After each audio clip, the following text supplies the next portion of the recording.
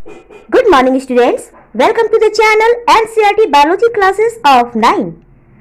इस चैनल के माध्यम से आपको क्लास 9 NCERT बायोलॉजी का एक्सप्लेनेशन हिंदी में लाइन बाय लाइन दिया जाएगा. Okay, now I will teach you chapter 5 the fundamental unit of life line by line in Hindi. Let's start. Now let's learn.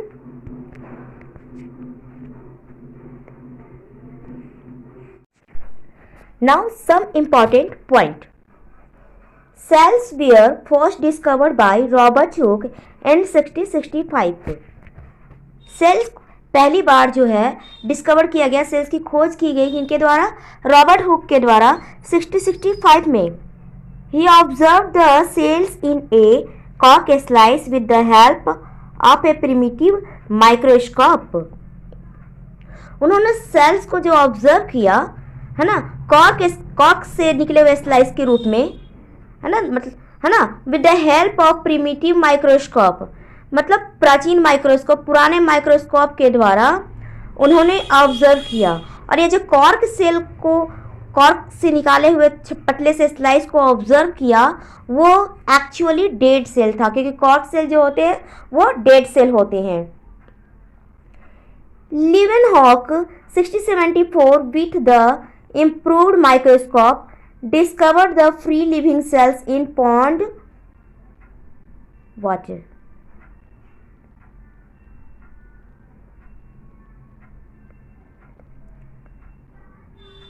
Leeuwenhoek 1674 with the improved microscope discovered the free living cells in pond water for the first time. Leeuwenhoek ने 1674 में improved microscope, मतलब कह सकते हो थोड़े modern microscope के द्वारा discover किया फ्री लिविंग सेल्स. किसको डिस्कवर किया? फ्री लिविंग सेल्स को, जो पॉन्ड वाटर में मौजूद थे. पहली बार इन्होंने लिविंग सेल को क्या किया? डिस्कवर किया. ओके, तो यहां पर आपको दो तरह का पॉइंट बताया गया है. अगर पूछा जाए, है ना, कि डेड सेल को किन्होंने डिस्कवर किया, तो किनका नाम आएगा? Robert Hooke. इन्होंने सेल्स को पहली बार डिस्कवर किया, लेकिन जो कॉर्क सेल में इन्होंने डिस्कवर किया वो एक्चुअली डेड सेल था. ठीक है. अगर लिविंग सेल की बात की जाए तो लीवेनहॉक का नाम आएगा. इनका पूरा नाम है एंटन वॉन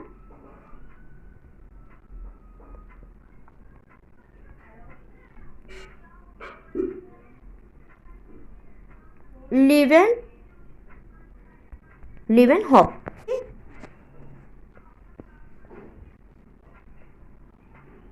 तो इस तरह से ध्यान रखना है, जब डेड सेल की बात की जाएगी तो रॉबर्ट हुक का नाम आएगा, और लिविंग सेल की बात की जाएगी तो एंटन वॉन लीवेनहॉक का नाम आएगा.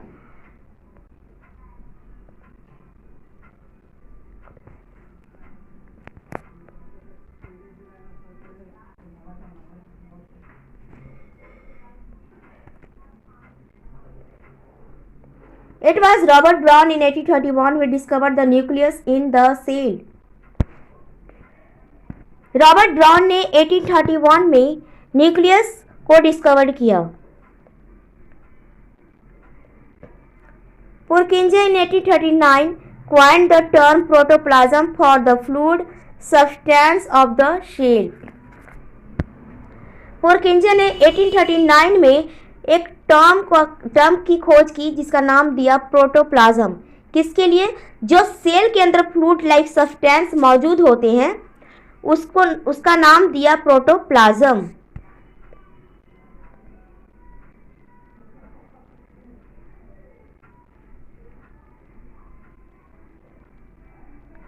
The cell theory that all the plants and animals are composed of cells and that the cell is the basic unit of life was presented by two biologists, Scladen 1838 and Scaven 1839. यहाँ पर दो biologist का नाम लिया जा रहा है. किनका किनका? एस्क्लेडन एंड स्कैवन। एस्क्लेडन जो थे ये जर्मन बॉटनिस्ट थे। क्या थे? जर्मन बॉटनिस्ट थे। इनका पूरा नाम M.J. एस्क्लेडन है। और स्कैवन की बात करें तो ये जर्मन जूलॉजिस्ट थे। M.J. एस्क्लेडन एस्क्लेडन की बात करें तो इनका पूरा नाम है M.J. एस्क्लेडन, जो जर्मन बॉटनिस्ट थे। और स्कैवन का नाम ले तो इनका नाम हुआ थियोडर स्कैवन, ये जर्मन जूलॉजिस्ट थे। ठीक है, दोनों ने प्लांट्स और एनिमल के बारे में क्या की? स्टडी किए। तो स्टडी करने पे इन्होंने एक थ्योरी का फॉर्मेशन किया जिसका नाम दिया सेल थ्योरी।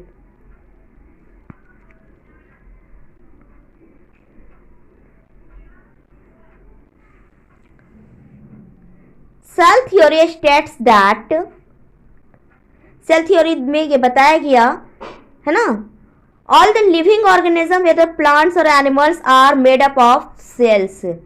जितने भी लिविंग ऑर्गेनिज्म होते हैं, चाहे वो प्लांट्स हो या एनिमल्स हो, वो सभी सेल्स से मिलकर बने होते हैं। This is first point.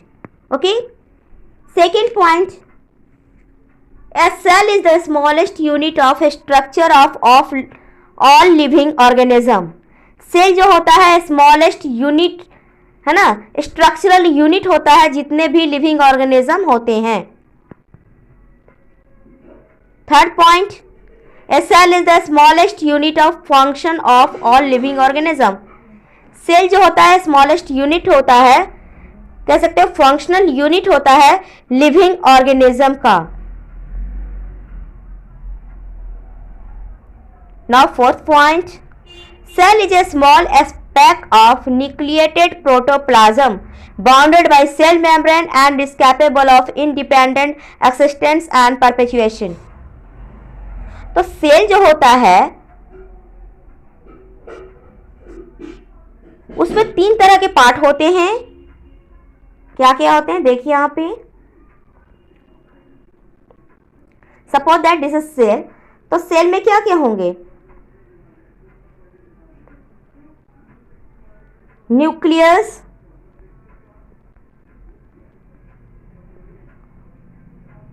Cytoplasm,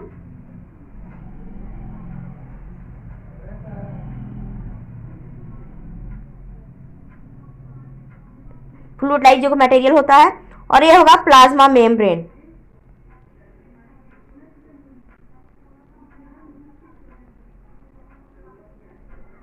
plasma membrane है ना,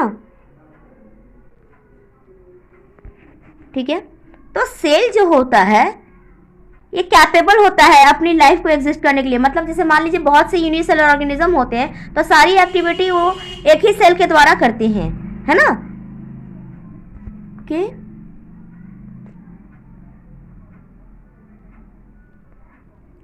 इन दोनों ने जब सेल थ्योरी दिया तो उसके बाद क्या हुआ? The cell theory was further expanded by Virchow 1855 by suggesting that all cells arise from pre existing cells. Cell theory को बाद में एक्सपैंड किया कि इन्होंने, विर्चो ने 1855 में इन्होंने ये कहा कि जो भी सेल्स होते हैं वो पुराने सेल से ही बनते हैं। मतलब सेल जब डिवाइड करता है तो क्या होता है? 2 सेल का फॉर्मेशन होता है। मतलब न्यूली सेल का जो फॉर्मेशन होता है पुराने सेल से ही होता है। पुराने सेल जब डिवाइड करते हैं तो न्यू सेल का फॉर्मेशन करते हैं। ओके,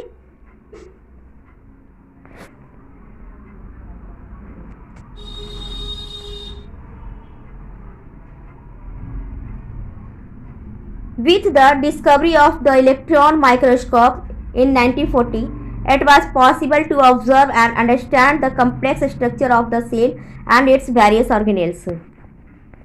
जब इलेक्ट्रॉन माइक्रोस्कोप की खोज की गई 1940 में, तब ये पॉसिबल हो पाया और इससे समझा जा सका कम्प्लेक्स स्ट्रक्चर, मतलब सेल के अंदर भी बहुत सारे छोटे छोटे स्ट्रक्चर होते हैं, वेरियस ऑर्गेनेल्स होते हैं, है ना, है ना, कह सकते हो। माइक्रो ऑर्गेनिज्म के बारे में भी आगे डिटेल में जाना गया तो इसी के द्वारा, है ना। पहले केवल जाना जा सकता था कि सेल है, जो हम पेड़ पौधे देख रहे हैं नेक्टाइज के द्वारा, उसके बारे में जान सकते थे। लेकिन जो महीन बहुत ही छोटे ऑर्गेनेल्स होते हैं उसकी स्टडी, उसके कम्प्लेक्स स्ट्रक्चर की स्टडी बिना इलेक्ट्रॉन माइक्रोस्कोप के द्वारा पॉसिबल नहीं था। जब इलेक्ट्रॉन माइक्रोस्कोप का डेवलपमेंट हुआ, डिस्कवरी हुई, तो उसके बाद ये पॉसिबल हो गया, हम बहुत अच्छी तरह से ऑब्जर्व कर पाए सेल के कम्प्लेक्स स्ट्रक्चर को और इसके वेरियस ऑर्गेनेल्स के बारे में जान सके। Okay,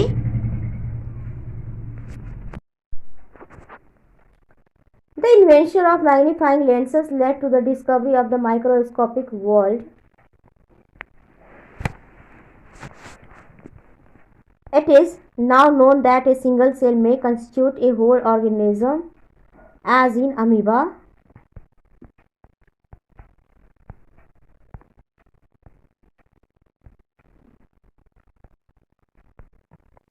Chlamydomonas, Paramecium and bacteria.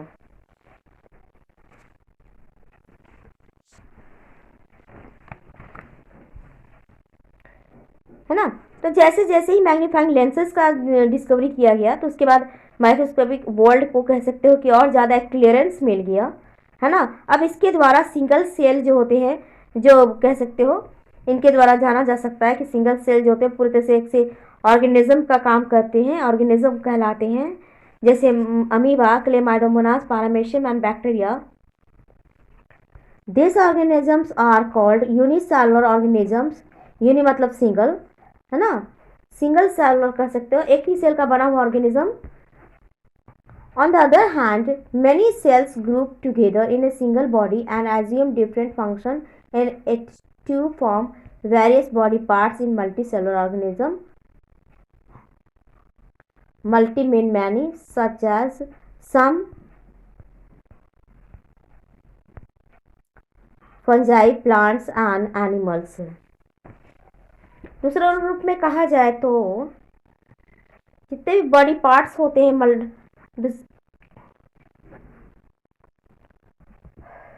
On the other hand, many cells group together in a single body and assume different function in it to form various body parts in multicellular organism. Multi mean many, such as some fungi, plants and animals.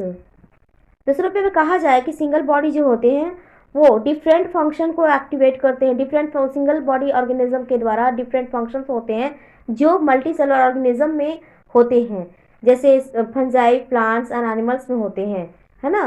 तो ये सब कैसे होते हैं, एक ही cell के द्वारा unicellular organism जो होते हैं सारे फंक्शन को एक ही सेल के द्वारा पूरा करते हैं। Every multi cellular organism has come from a single cell. जितने भी मल्टीसेलुलर ऑर्गेनिज्म होते हैं वो सिंगल सेल से ही आते हैं। अब यहाँ पे जानते हैं कि सिंगल सेल की बात कैसे करते हैं। इस देखो, जब रिप्रोडक्शन होता है, थोड़ा सा रिप्रोडक्शन की तरफ आना पड़ेगा। जब रिप्रोडक्शन होता है तो स्पर्म प्लस, है ना, मेल पार्ट मेल जो होता है, मेल गैमेट स्पर्म और फीमेल गैमेट ओवा, जब मिलते हैं तो फर्टिलाइजेशन होता है और फर्टिलाइजेशन के बाद जाइगोट का फॉर्मेशन होता है ना। तो इसे ही कहते हैं हाँ, तो यहाँ पे कहा गया है कि जो भी मल्टीसेलुलर ऑर्गेनिज्म होते हैं वो सिंगल सेल से ही बनते हैं। तो जो फिर डेवलपमेंट होता है वो जाइगोट ही आगे मल्टीप्लाई करके न्यूली इंडिविजुअल का फॉर्मेशन करते हैं, ठीक है। Now see here, cell divide to produce cells of their own kind. All cells thus come from pre existing cells. Naturally है, जितने भी सेल होते हैं वो पहले के सेल्स के द्वारा ही आते हैं और वही डिवाइड करके न्यूली सेल का फॉर्मेशन करते हैं।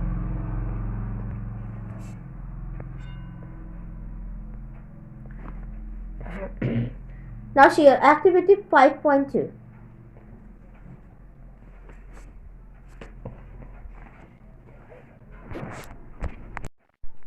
Activity 5.2. We can try preparing temporary mounds of leaf peels, tip of roots of onion or even peels of onions of different sizes.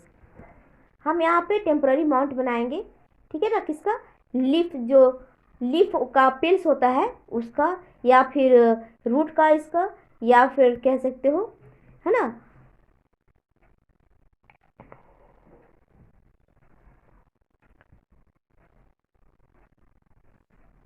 We can try preparing temporary mounds of leaf peels, tip of root of onion or even peels of onions of different sizes.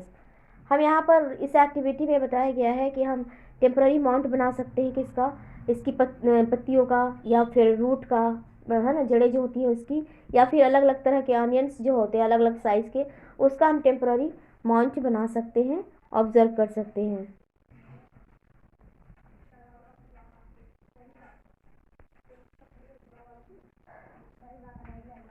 अब जब हम इसका तैयार करेंगे तो उसी process को अपनाएंगे जैसे आपने फर्स्ट जो एक्टिविटी 5.1 में बताया गया था कि किस तरह से टेम्पररी माउंट बनाना है, उसी तरह से बनाएंगे। सारे प्रोसेस को हम लेकर चलेंगे और उसके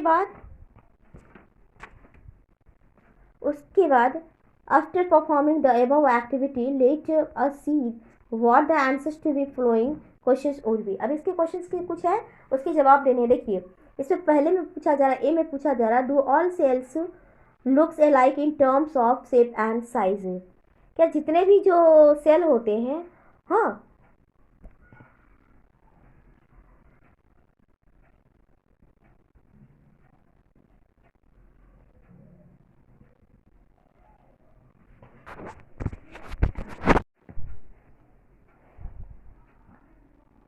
क्या सभी सेल जो होते हैं वो दिखने में शेप और साइज, हाँ, उनके शेप और साइज की बात की जाए तो क्या वे एक समान होते हैं।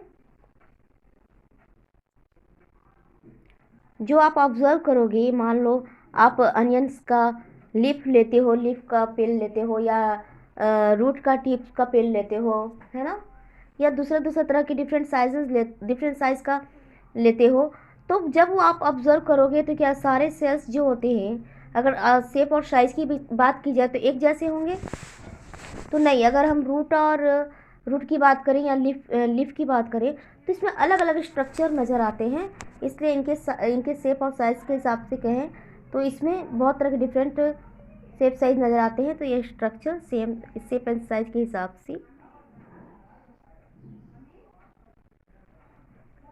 सेल्स में जो होंगे। मान लो लीफ का पेल्स लेते हैं या रूट का पेल लेते हैं, तो उसको जब हम माइक्रोस्कोप में ऑब्जर्व करेंगे तो शेप और साइज के ख्याल से वो एक जैसे नहीं होंगे, इसलिए इसका आंसर होगा no. Do all cells look alike in structure. क्या सारे सेल्स जो होते हैं वो स्ट्रक्चर में एक जैसे होंगे, तो इसका भी जवाब होगा नहीं। उनके स्ट्रक्चर अलग अलग होंगे, कुछ स्मॉल साइज कुछ बिग साइज के हम माइक्रोस्कोप में देखेंगे, रूट लें या फिर हम दूसरे लीफ वगैरह का स्ट्रक्चर देखेंगे तो अलग अलग नज़र आएंगे।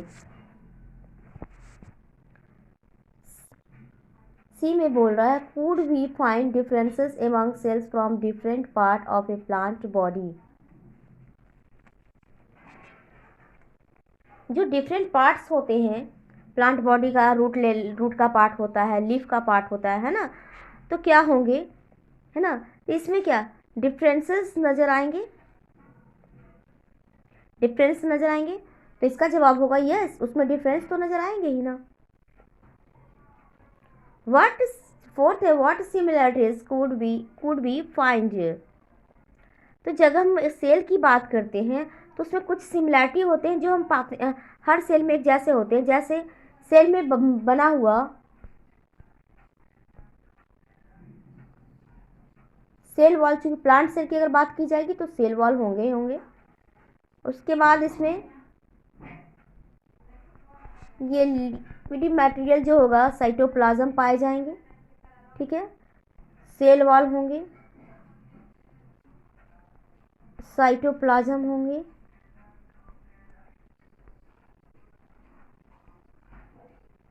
न्यूक्लियस होगा, ये सभी सेल में पाए जाएंगे। क्या कह रहा है, what similarities could be find, cell wall, cytoplasm, nucleus जो होंगे सभी सेल में हम पाएंगे अगर हम प्लांट सेल की बात करें तो। चूँकि यहाँ पर अनियन की बात की जा रही है, प्लांट की बात की जा रही है, तो इसके सेल की बात करेंगे तो ये प्लांट सेल के काउंटिंग में आएगा। Okay,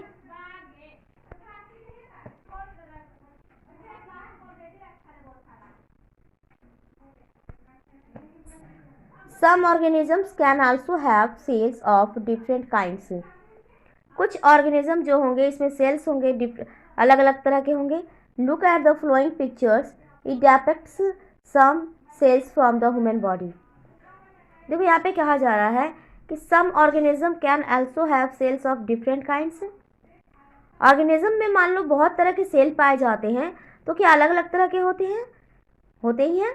look at flowing pictures, है ना, तो इसमें ह्यूमन बॉडी के क्या है, कुछ सेल की बात की जा रही है। अगर इस तरह के सेल की हम बात करें तो क्या ये सब दिखने में एक जैसे लगते हैं? तो नहीं, सबका यहाँ का स्ट्रक्चर अगर देखते हो तो सब दिखने में एक समान नहीं लगते, अलग अलग लगते हैं। देखो जैसे यहाँ पे ये है स्मूथ मसल सेल, ये है ब्लड सेल, ये है nerve cell. Okay, this is ovum, bone cell, sperm, fat cell. Okay,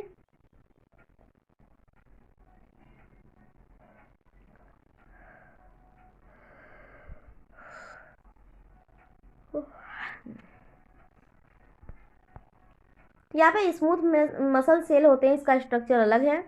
blood cell का स्ट्रक्चर अलग है, नर्व सेल का स्ट्रक्चर अलग है, ओवम का स्ट्रक्चर अलग है, बोन सेल का स्ट्रक्चर अलग है, स्पर्म का अलग है, फैट सेल का अलग स्ट्रक्चर। तो देखिए यहाँ पे अलग अलग तरह के, क्योंकि एक ही ह्यूमन बॉडी से ये लिए हुए सेल हैं जिसके अलग अलग स्ट्रक्चर यहाँ पे ऑब्जर्व हो रहे हैं।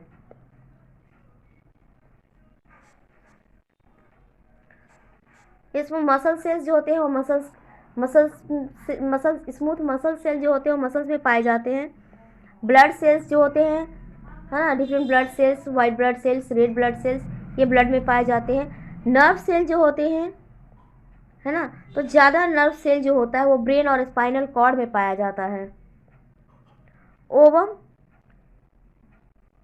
फीमेल गैमिट है, स्पर्म मेल गैमिट है। ओवम फीमेल गैमिट है, स्पर्म मेल गैमिट है। बोन सेल बोन में पाया जाएगा, फैट सेल फैटी सेल में पाए जाएंगे। तो देखिए सारे सेल जो हैं वो ह्यूमन बॉडी से ही पाए गए हैं, पर इनके स्ट्रक्चर अलग अलग हैं। नेचुरल इनका फंक्शन भी अलग अलग ही हो जाएगा।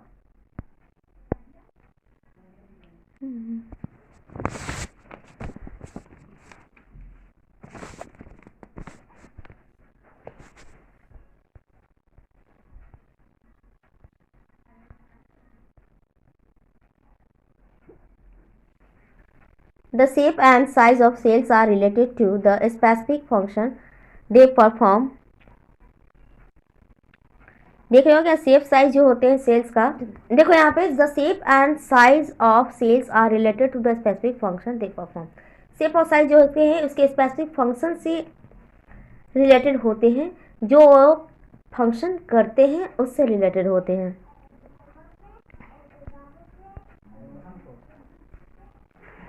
Some cells like amoeba have changing shapes.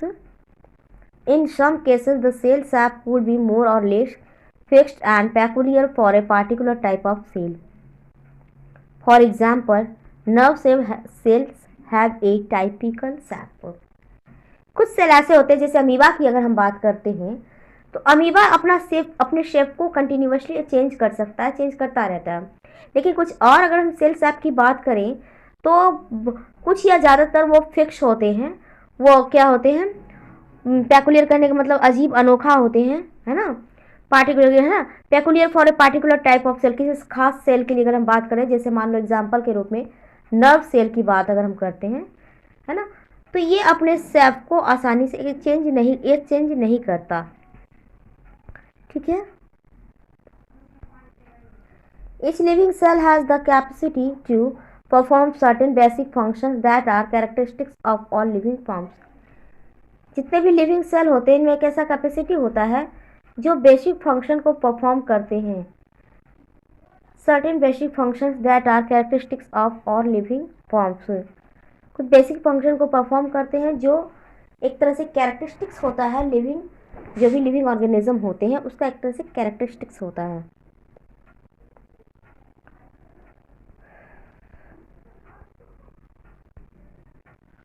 How does a living cell perform these basic functions. एक लिविंग सेल जो होते हैं वो इस बेसिक फंक्शन को कैसे परफॉर्म करते हैं।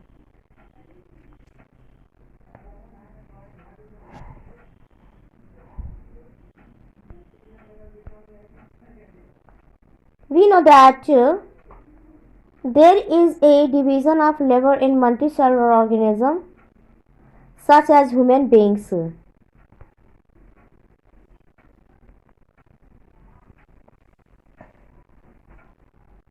मल्टीसेलुलर जो ऑर्गेनिज्म होते हैं इसमें डिवीजन ऑफ लेबर पाया जाता है। डिवीजन ऑफ लेबर कहने का मतलब कि काम का बंटवारा होता है। This means that different parts of the human body perform different function. जो ह्यूमन बॉडी का अलग अलग पार्ट होता है वो अलग अलग फंक्शन को परफॉर्म करता है। सपोज दैट यहाँ बताया जा रहा है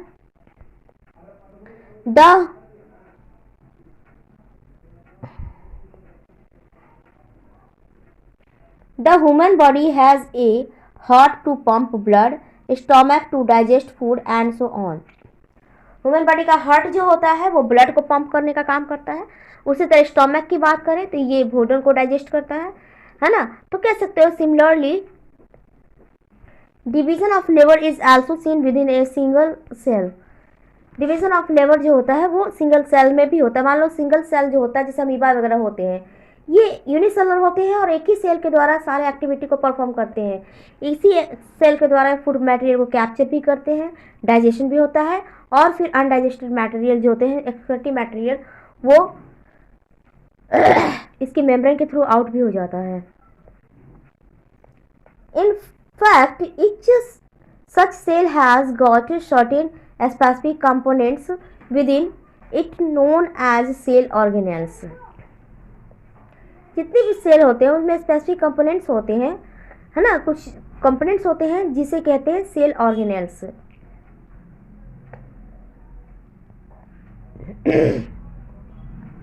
Each kind of cell organelle performs a special function such as making new material in the cell, clearing up the waste material from the cell and so on. जितने तरह के सेल ऑर्गेनेल होते हैं इनमें एक स्पेशल फंक्शन होता है, जैसे न्यू मटेरियल का फॉर्मेशन सेल में करना, फिर जो वेस्ट मटेरियल होता है उसका क्लियरिंग अप करना यानी साफ सफाई उसका करना, इस तरह का प्रोसेस होता है।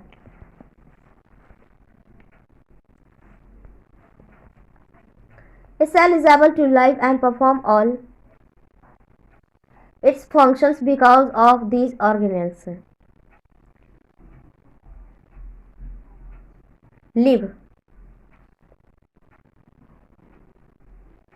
and perform all its functions because of these organelles. तो सेल में ऐसी कैपेसिटी होती है, वो एबल होता है, वो हर तरह का फंक्शन जो होता है ना, इस ऑर्गेनेल्स की मदद से वो हर तरह का फंक्शन कर सकता है। This organelles together constitute the basic unit called the cell.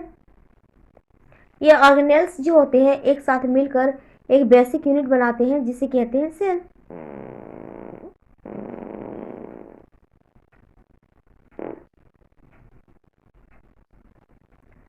It is interesting that all cells are found to have the same organelles, no matter what their function is or what organism they are found in. बहुत ही interesting माना जाता है कि जितने भी organelles होते हैं, है ना, जो ऑर्गेनेल्स पाए जाते हैं वो से क्या होता है, जितने भी है ना, all the cells are found to have the same organelles no matter what their function. वो उसका फंक्शन क्या है, कार्य क्या है, या फिर वो किस तरह के ऑर्गेनिज्म पाए जाते हैं।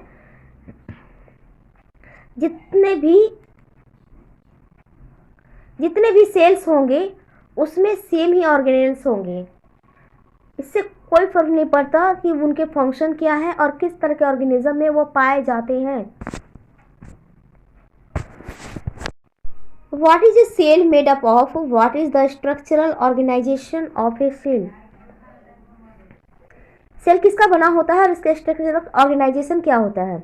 We saw above that the cell has special components called organelles. How is a cell organized? हमने देखा कि कुछ सेल में क्या होते हैं, सेल में कुछ स्पेशल कंपोनेंट्स होते हैं जिसे बोलते हैं ऑर्गेनेल्स, है ना। If you study a cell under a microscope, If we study a cell under a microscope, we would come across three features in almost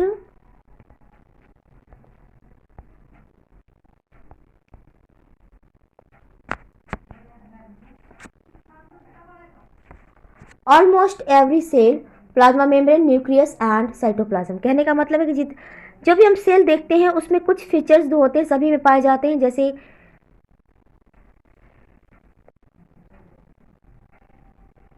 plasma membrane, nucleus and cytoplasm. इस तरह के स्ट्रक्चर किसमें पाए जाएंगे? जो animal cell होंगे। All activities inside the cell and interactions of the cell with its environment are possible due to this features. Let us see how. जितने भी एक्टिविटीज होते हैं सेल में, एक तरह से क्या होते हैं? All activities inside the cell and interaction of the cell with its environment are possible due to these features।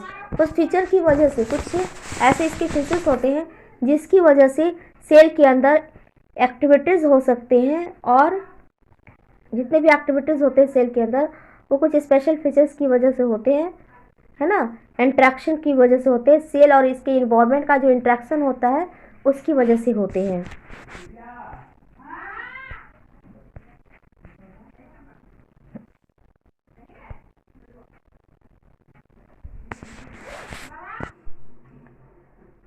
Okay guys, अगर आपको ये मेरा वीडियो पसंद आए तो प्लीज़ मेरे इस चैनल को लाइक, शेयर एंड सब्सक्राइब अवश्य करें। Bye bye.